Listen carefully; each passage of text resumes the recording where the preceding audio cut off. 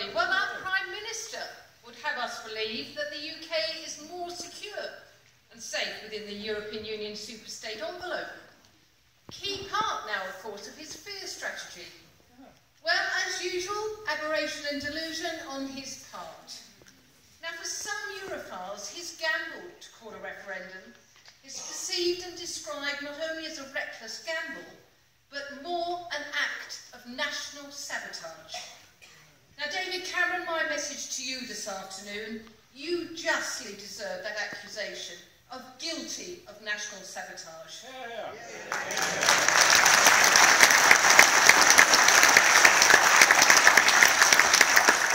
And no amount of concealment or political spin can hide from the public at large that this is the case.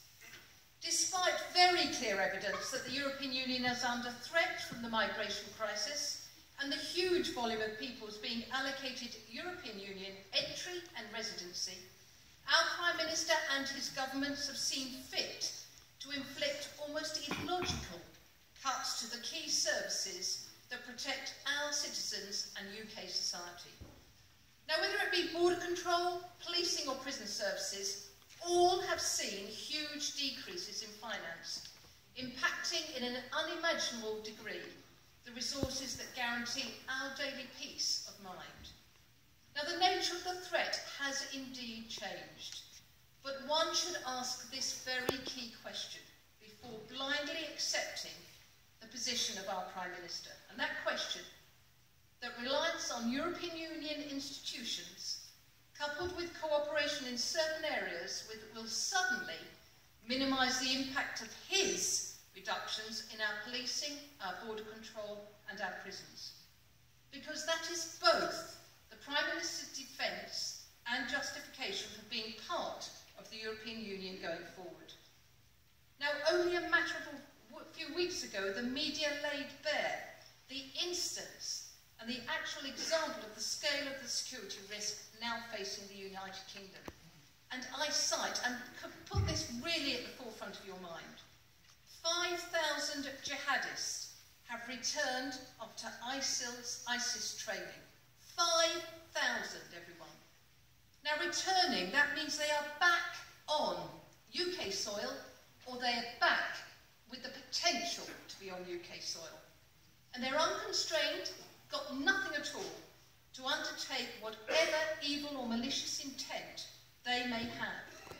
And they're comfortable in the knowledge that resources and recourse to the human rights legislation will protect their interests rather than that of their victims.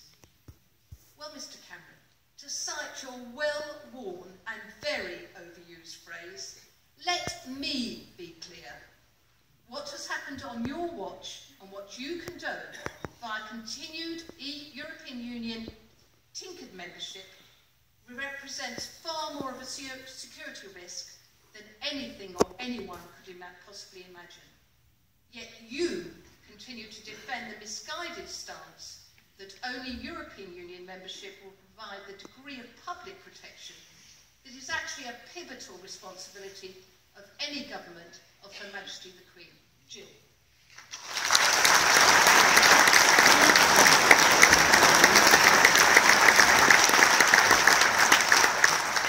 We are told that Great Britain's national security is best served by our membership of the European Union. The Prime Minister pleads that we have more influence in the world as a result of our membership. It has even been suggested that the EU empowers us on the global stage. These assertions are as false as they are fundamental. Do not be misled. So let me take you to Vienna. Not literally, I'm sorry. Vienna is a former capital of the Habsburg Empire. It sits as a strategic point on the European continent. As a result, it has been besieged by the Ottoman Turks. It has been occupied by the French. It has been occupied by the Russians. It was the setting of the Great Congress of Vienna. It hosts the headquarters of the oil, petroleum exporting countries, OPEC. It is the home to a number of United Nations agencies. Vienna Vienna is also the home of the world's largest intergovernmental security arrangement, the Organisation for Security and Cooperation in Europe, which has absolutely nothing to do with the European Union. The importance of Vienna in terms of the international cooperation relevant to our national security would be very difficult to deny. Yet, in that setting, we are gagged by the European Union. Every month, the ambassadors of 53 countries of the Organisation for Security and Cooperation of Europe gather in the Permanent Council in Vienna. They discuss human rights, freedom of the media, military security, counter-terrorism, border security, the rule of law and policing across the Northern Hemisphere. How important is this little heard of organisation that includes all 28 EU member states and 29 others, including the Russian Federation, the United States, Canada, and all of Central Asia's? Well, perhaps, if I tell you that it was the OSCE that negotiated the agreement to the reduction and destruction of the conventional forces in Europe. If I tell you that it was only the forum in which it was possible for Russia and Georgia to meet at the table when they went to war in 2008, and that it was only the OSCE that the parties to the conflicts in Kosovo, Macedonia and Ukraine would agree to work within the field, you will then appreciate its importance to our national security. Yet rather than enhancing our influence in the OSCE, the EU has dramatically weakened it. So let me tell you how. Before every meeting of the 57 ambassadors of the organisation, and in accordance with the Article 34 of the Treaty of the European Union, which requires EU member states to coordinate their foreign policy in all international organisations, the EU drafts one common statement. That is then agreed by the member states and read out in the Council by the European Union ambassador. There may be subsequent debate amongst the other 29 non-EU countries, but because it is not possible to gain consensus on what you say in the debate before you say it, Great Britain, the world's 5th largest military power and a nation with one of the greatest diplomatic and foreign policy traditions in the world, is effectively silenced. Unlike the Prime Minister, I hold it as self-evident that a nation that is required to bring its foreign policy down to the lowest common denominator, and that has had to surrender its ability to enter into the debate in the world's largest security arrangement, does not have a stronger voice in the world, and not sovereign in matters of national security or related international cooperation.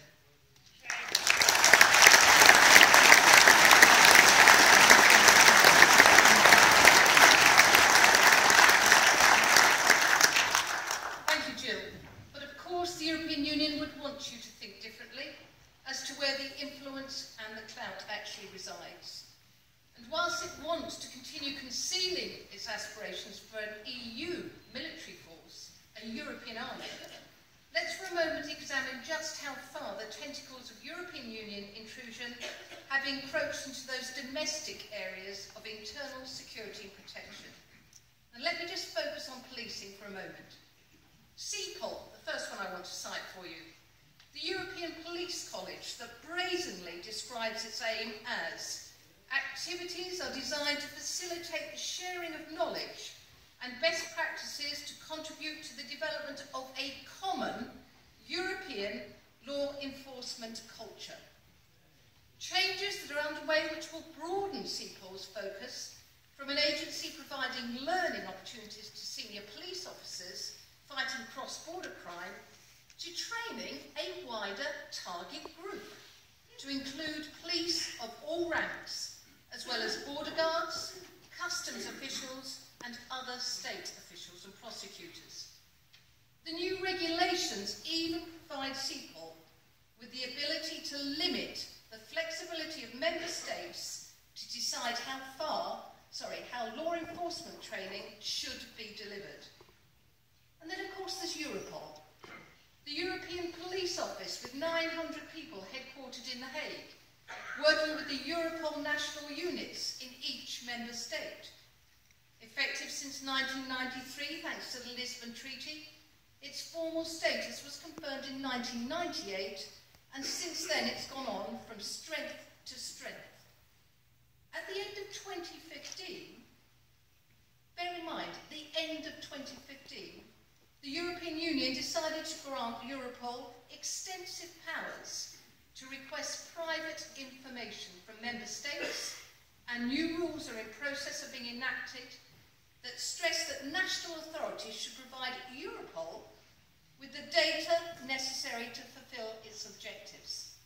Do you remember or recall anything along those lines being included in a party's election manifesto? I don't. And would you have voted for such an intrusion into your personal privacy space?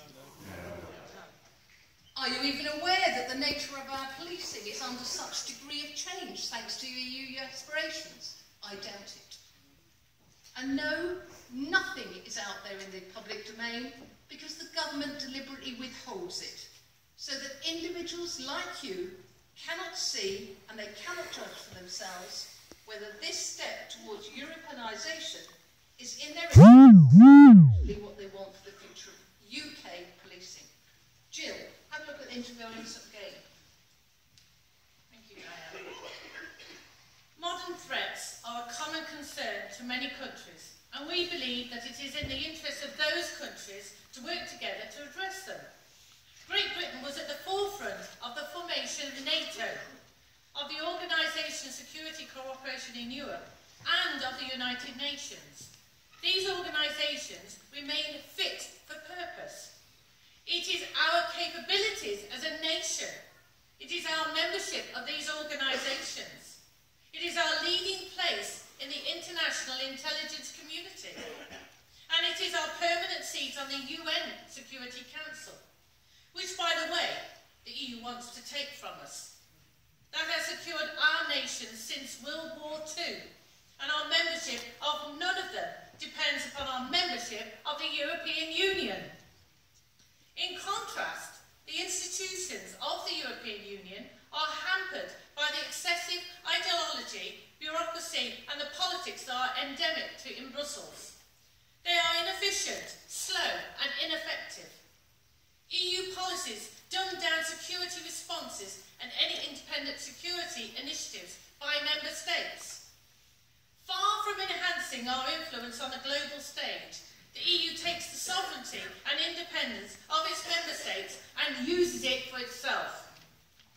The risk conference to our national security is not leaving the European Union, it is remaining in it.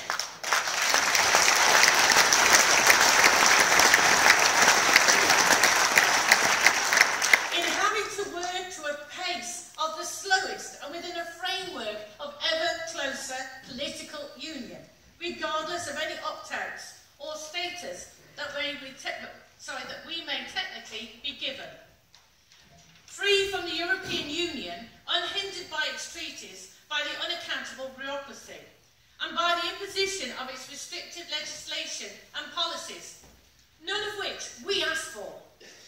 Great Britain will once again be able to contribute meaningfully and powerfully towards international consensus, cooperation and security. It is in our DNA. It is what we are.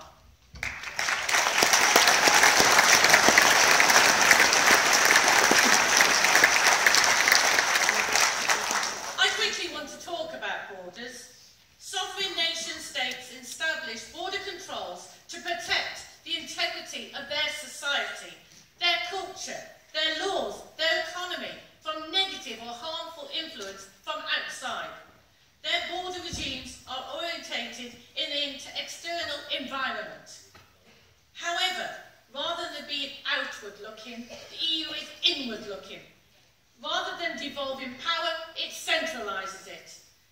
see in Diane's example of CEPOL.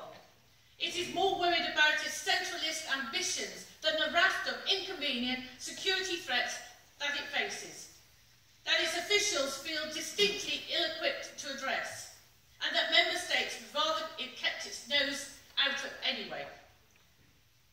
The EU cannot control its external borders because it is not succeeding in centralising the function and will not devolve it. It cannot manage internal migration because it has abandoned immigration controls for political purposes. The EU institutional failings in this regard have encouraged and given rise to uncontrolled migration on a phenomenal scale and exasperated a concurrent increase in terrorist threat. As the EU cannot control its borders, it is imperative that we reassert our right to manage and uphold the integrity of our own.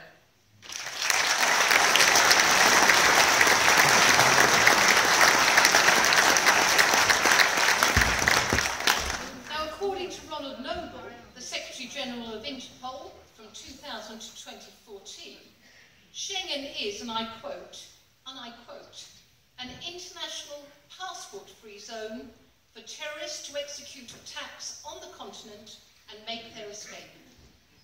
Even the European Commission has openly admitted that, quote, criminals easily operate across borders, yet it will not permit permanent border controls to be reintroduced. That fundamental tenet of EU doctrine remains untouched, despite clear evidence that it now openly supports threats to the European Union member state security. Now, of course, some cracks have started to appear. The installation of razor wire, the erection of new walls and fences, even daily entry quotas at the borders of some member states. But that is mere tinkering. The lack of border controls in the European Union, it harms Great Britain. Despite our opt-out, as it makes it easier for criminals to smuggle people, drugs and weapons to our borders, be they seaports, airports, the tunnel, or even by ordinary small boats. Now, when the business of people smuggling reaches a value of 6.6 billion euros, in 2015 alone, surely that should signal that the system needs fixing. But for the European Union, such an obvious about turn is just too much to contemplate.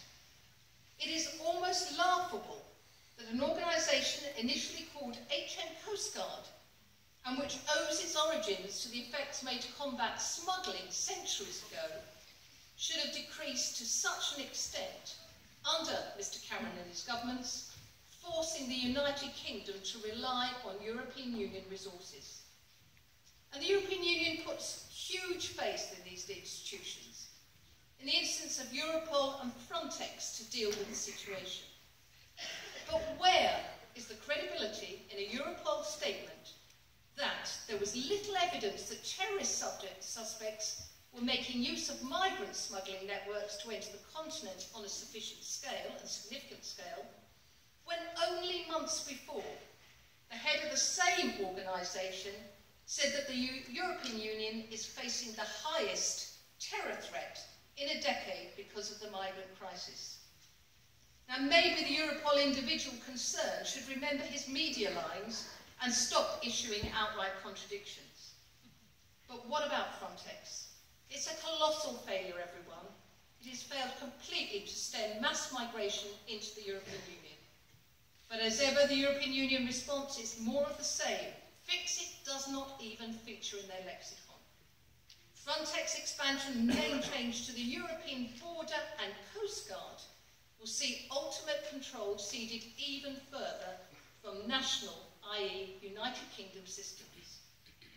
Returning to my theme of national sabotage, deliberate running down of the United Kingdom Coast Guard capability to force the United Kingdom to rely on the European Union, guilty as charged, Mr Cameron, in my opinion, guilty as charged.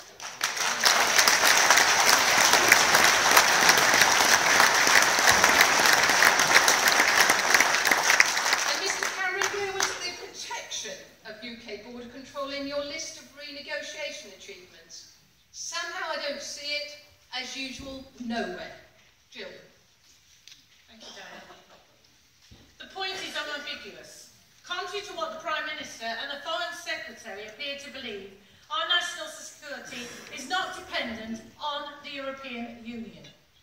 Our national security is dependent upon our capabilities, our relationship and our cooperation with all countries of the world.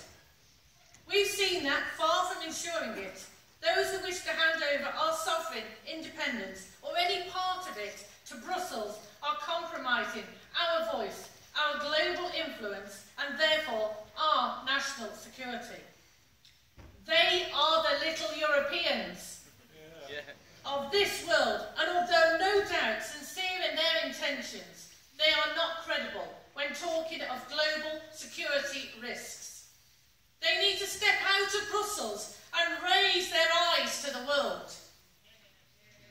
Security experts will tell you that the greatest risk from being in the high-threat environment is adapting to it as a new normal. The analogy is that of a boiled frog. It is said that if you place a frog in boiling water, it will understandably enough jump out. However, if you place the same frog into cold water and then heat that water up gradually by degrees, the frog will adapt and will remain in the water until it's too late to jump.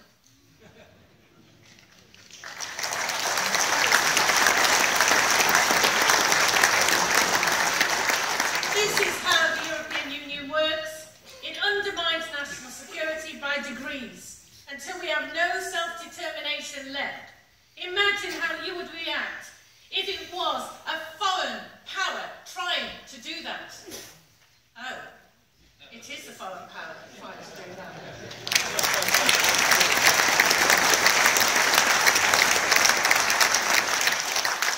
Ladies and gentlemen, our domestic and our national security services serve this country with loyalty, with pride and with conviction. In many instances, they swear an oath to the United Kingdom Head of State, Her Majesty the Queen. They wear insignia that clearly identifies their role, their responsibility and their commitment. Those insignia signal a sovereign state, and one of which every United Kingdom citizen should be proud. Despite David Cameron's vague claims to have insulated the United Kingdom from ever closer union, I see those insignia and the allegiance that they represent under very, very clear threat.